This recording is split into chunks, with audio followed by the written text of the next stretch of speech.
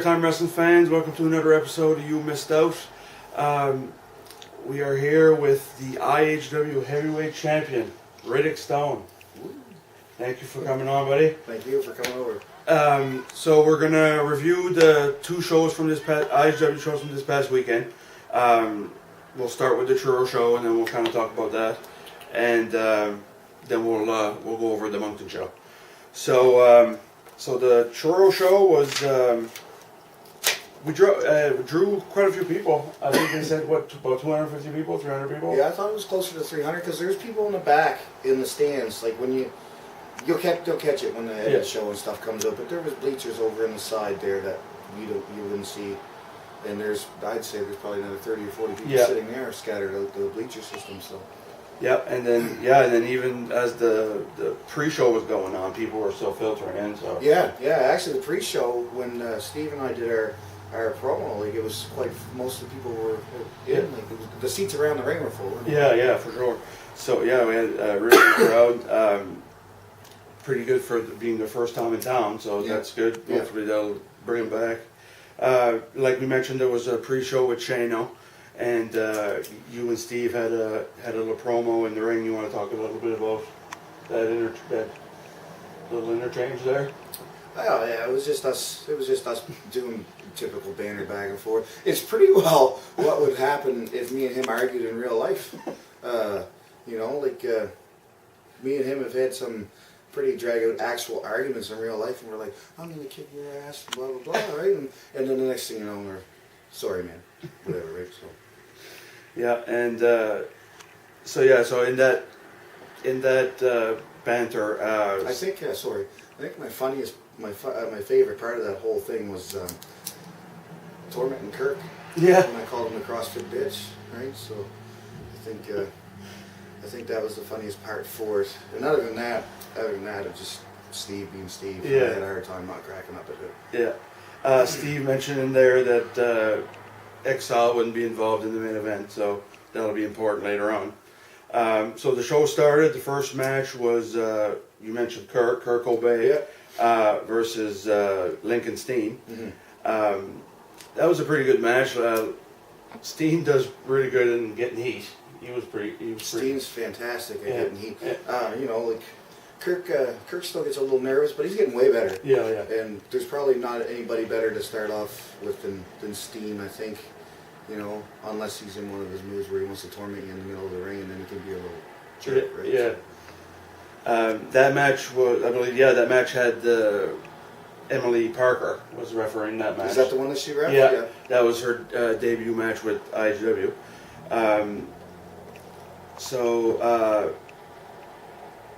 I think I mixed that up. Was it Steen wrestled Shane? Who did Kirk wrestle in the first match? It was Tommy Starr. Was it Tommy Starr? Yeah. Yes, I have my handwriting's a little messy there. So yeah, I missed that. I mixed that up. So it was Kirk and Tommy Starr at the first match. Okay.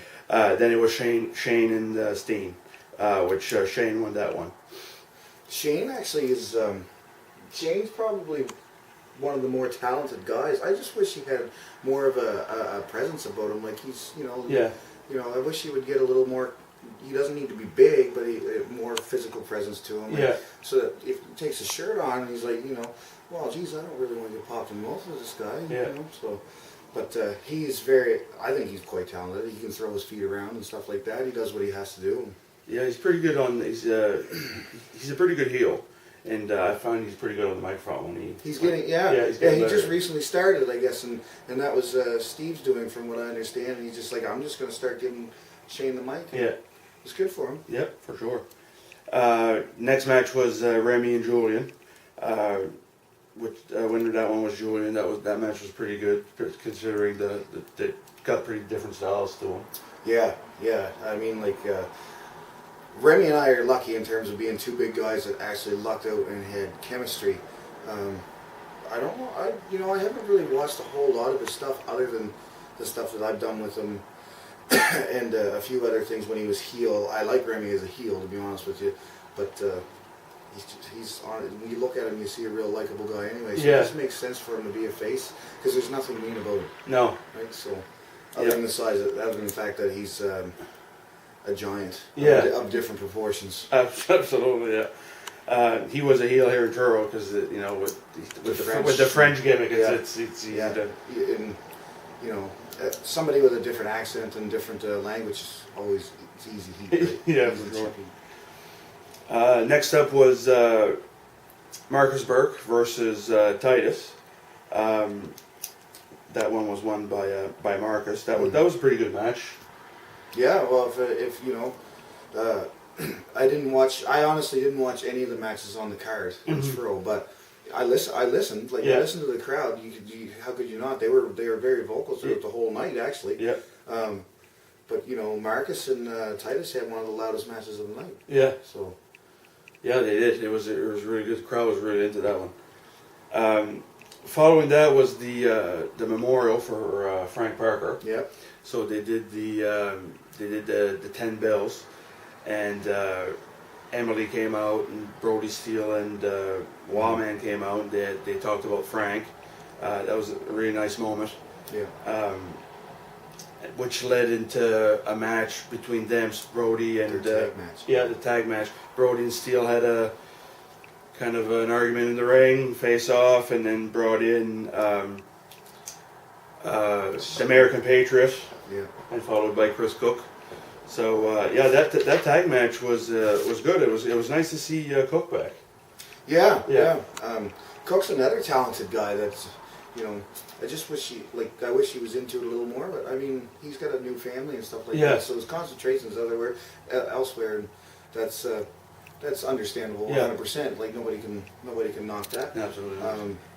But yeah, he's a guy that he comes in all the time in all different shapes. Like he's one minute he's super fit, the next minute he's gigantic, right? Yeah. And he's just regardless of how he is, he's imposing. Yeah. And the man can move. Absolutely. I've never seen a guy that big that can move that fluently. Yeah. You know, not around here anyway. Yeah. No, that was only my second or third time seeing him, and he impresses me every time I see him for sure. So then the main event was, I believe the next was the main event with you and Steve.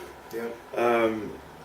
Which was very interesting because you started as the heel, Steve started as the babyface, and then as the match kind of went on, the momentum kind of switched. Yeah. And that was the story we were trying to tell. Me coming out at the first and saying, you know, Steve, you did this the coward way. You used those two guys behind you the whole step of the way. That's why you're here, and that's why you got the shot at my title. Blah blah blah. So he was gonna be like, no, I'm at home. I'm gonna fight you one-on-one. We're both at home. So we were both kind of trying to be face-ish, but when I came out, it was just apparent that I was going to be the heel just by the crowd's reaction. Yeah. So I just went with it. I just became full-blown heel, and then we went through a match, and it worked out. I thought it worked out well, right? Yeah. The story was told, and by the end of it, it was a switch. Like when I stood behind Steve and he did this, I could hear the kids, like the people, you know, it was kind of a comedy gimmick, but it was also like the kids were going, oh, the big guy's going to kill him now, right? So, Yeah. Oh yeah. It was the crowd was really into it, so it made it that much better. Yeah. And you know, Steve and I both had a lot of friends for being here and there. Like half the entire gym at Good Life was there. All the people that I talked to anyway, and then everybody that Steve and Shane talked to, they were there. And then of course, you know, all the fans that knew Frank, which was quite a few actually. Oh yeah. So. Even people that weren't wrestling fans, people knew Frank. So. Yeah, no, it was a really good night. It was a great way to honor him. Yeah, for sure. Yeah, I watched him. I remember before the digital era. My dad would always set the timer on the VCRs when that technology first came out, right? Which so he would always set for the Masked Superstar, Frank's little review show that he did all the time, and they'd always show clips of Grand Prix wrestling, and then he'd rip whoever he didn't like apart. And, you know, it was pretty good. So, Nice. That was my first introduction to Frank, and then I remember him being a ref when I would be a kid going to the show, and then I met him, and everything that Peter and Gary said was 100% true. Like, no matter, you could come back stomping your feet and blowing smoke out your nose, and the guy would always have a way to make you laugh. Yeah. So. Yeah, no, and it's nice to see Emily now involved in being a referee. Yeah. And, I'm actually surprised she never did it sooner. Yeah, me too. Actually, yeah. But it might have been a thought, right? Yeah. But I mean, maybe with her dad and stuff, that was just a kick in the butt to get her started. Yeah, and the timing was perfect with what was going on. Yeah. So, for sure, yeah. So how important was it to you to have that show in Truro, being the first show? It was very important. Like, I was stressed to the nines about it. I'm sure if you ever talk to Kevin, he'd be like, man, I don't want to talk to that Riddick Stone again for like the next 6 months, because me and Steve were both like, man, you got to get on this, blah, blah, blah. We're scared it's not going to draw. We wanted it to do so well because we wanted to come back. And everybody I told, I was like, you've never seen anything like this. You've seen Grand Prix, which was great, right, back in the day. But then it's like, this has the smoke and the lights and the big screen, and we all have our own entrance videos and stuff like that. And nobody else really does that right now. And then, not around here. And then the only other thing I wish that would have changed is I wish we could have dimmed the lights a little bit. Yeah. Like they were in Moncton, right? They were dimmer. Like, it just gives that more intimate atmosphere kind of thing. Intense too. It's more intense than bright lights. I had that same thought. If the lights were a little darker, it would just give that feel to it. Yeah. Do you think they'll come back, Truro? Yeah. Yeah. Yeah, 100%. Yeah, I think so too. I think for the people I've talked to, a lot of people were asking. They've already asked me too when we're coming back, and I've had random texts, and I've had random people that I didn't even know come up to me at the gym and say, you and Steve put on a really good show, and stuff like that. And they said the entire card was great. Right? Oh, so, yeah. Aside from a couple of the other guys that I wish were with us, the best talent is right in our little talent pool right now, I think. Yeah, I agree. So, no, that was good. So the next night was Moncton. Yeah. I would say the biggest crowd they've had at the Lions Club, over 400 people, I think. Yeah, like I've seen a couple pictures in comparison to Truro and stuff too, and that's why I say I wish Truro was a little darker, because if you look at the pictures between, Moncton just had that atmosphere about it, right? And it was a little more smokier and stuff because it was darker. You can see the smoke clouding around the ring from the smoke machine, or the vapor machine, whatever it is, and it just created that more atmosphere and so. Yeah, I wish it was like that a little bit, but maybe that's something that they could figure out next time. Yeah, no, it was great crowd. We had to put out more chairs, and that's always a good problem to have. They came in the locker room and was asking for chairs. Yeah, it's always a good problem to have. So it started with with the Battle Royal, #1 contendership for Dick Durning's TV title. Yeah. Which was won by James Liberty, who was hiding under the ring for part of the match. Yeah. I am a huge James Liberty Steel fan. I like him. Yeah. I like you. He's a super pleasant guy. Yeah. Backstage. I don't know. Should I be saying this stuff? Is this like a kayfabe thing or what? Oh no, I wouldn't worry about it. Everybody else has been pretty open. All right. Yeah. No, he's like, to me anyway. To me, he's been nothing but super respectful and stuff like that, and always funny and whatever. Truth be told, when I first met him, I thought he was a little simple, but I think that was just the first impression, because he's not, right? But no, he's a pretty. He's one of my favorite guys, actually. Just to joke, even if it's just for 5 minutes, to just to joke around with him and stuff. So I like him. He's a solid dude. So then there was a little bit of a interchange with him and Dick Durning. Dick Durning wanted to have their match right away, which brought out Liberty brought out your country idol Chris Hicks. That guy's a genius. I love him. Yeah, him, and they had a really good match. Yeah. That guy is a genius. I would like to see him in TCW. I'd like to see him over in Red Rock. I'd like to see him everywhere. Just because he's funny. Yeah. There's no he's perfect at what he does. He's got the perfect build, got the perfect gimmick. You can't. He's no ego whatsoever. Like, I mean, I believe he took a nipple twister bump off the top rope from Madison the night before. So I know I wouldn't do that. I'd be like, screw that. I'm a big tough guy. But that guy's got no ego whatsoever. No. No, he's he loves it too. You tell he loves it. Oh yeah. And busy too. He wrestled again later on in the card. We'll get to that. So next was the Exile, Shane Stevens and Kirk Obey against Remy and Titus. It was great. I found that match was really entertaining. Yeah. Those are four of my favorites, and the match was won by Shane and Kirk. And then next was the Steve and Julian street fight, which How was that? it was great. It was great. The crowd was. Steve is so hot in Moncton. They just love to hate him.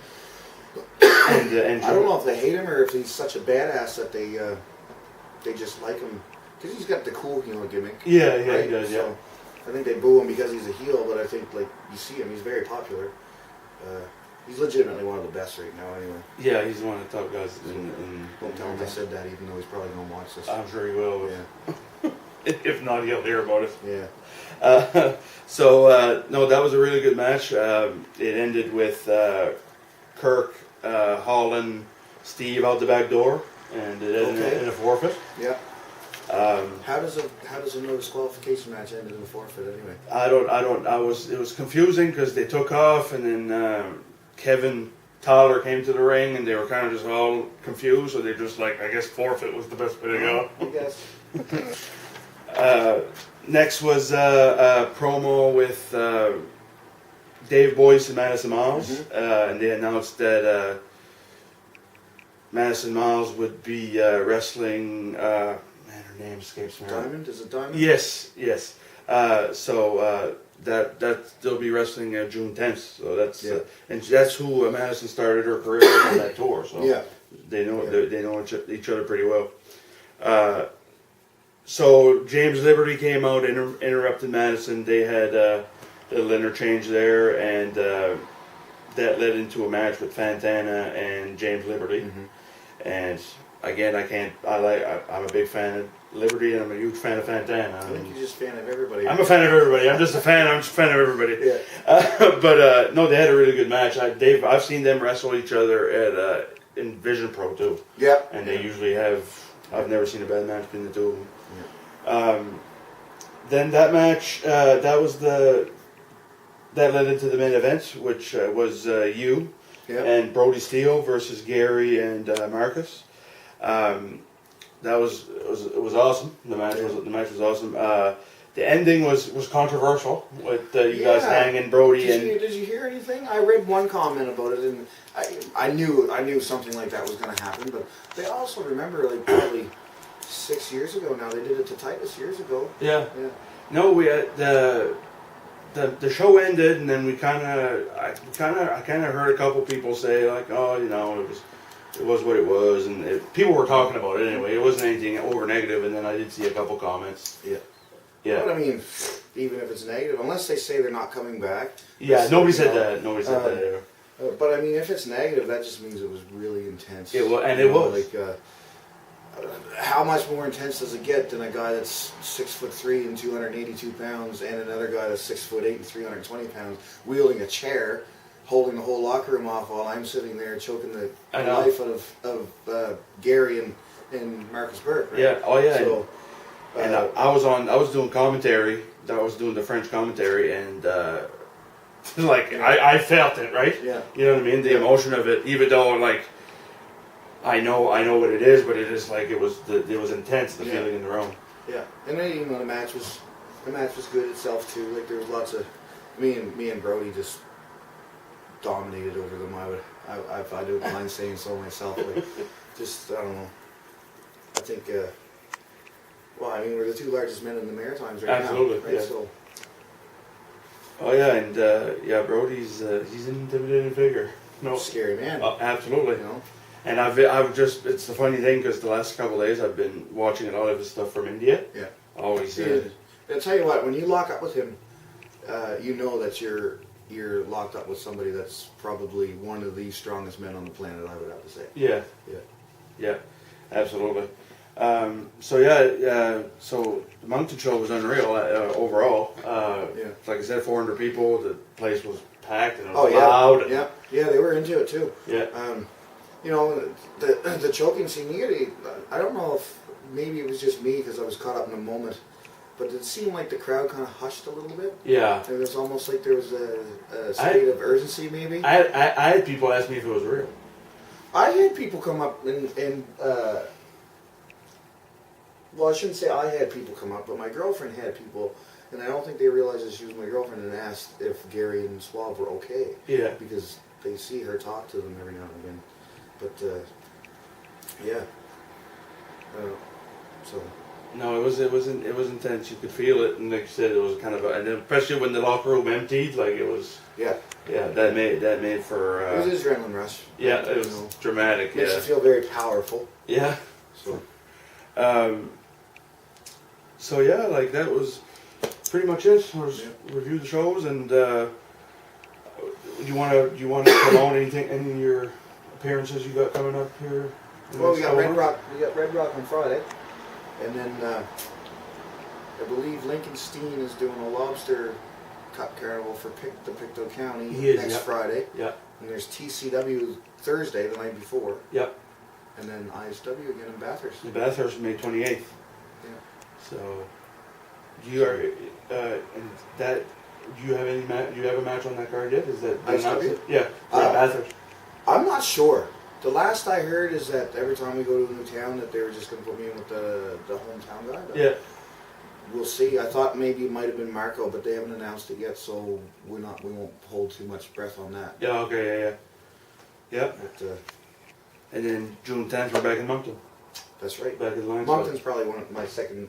Well, Moncton and Red Rock are my two favorite places to go right now. Yeah. Because they're the best crowds right now. Yeah. I hope Churro gets built up that way too. Yeah, and I think from what we drew, what you guys drew the first time in town, I think it was great, and it's just gonna now just word of mouth. Hopefully, it'll just like those 200 or 300 people that came will say, "Oh, you got to go see this." Yeah. And, some people might not come back because it was cool to see it the first time, but at least they're gonna talk. They're talk to their friends and be like, "You should take your family to that," or absolutely whatnot. So.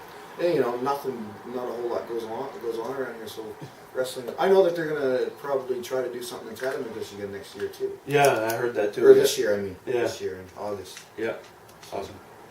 All right. Well, I appreciate you giving me some time, and we'll see you next time.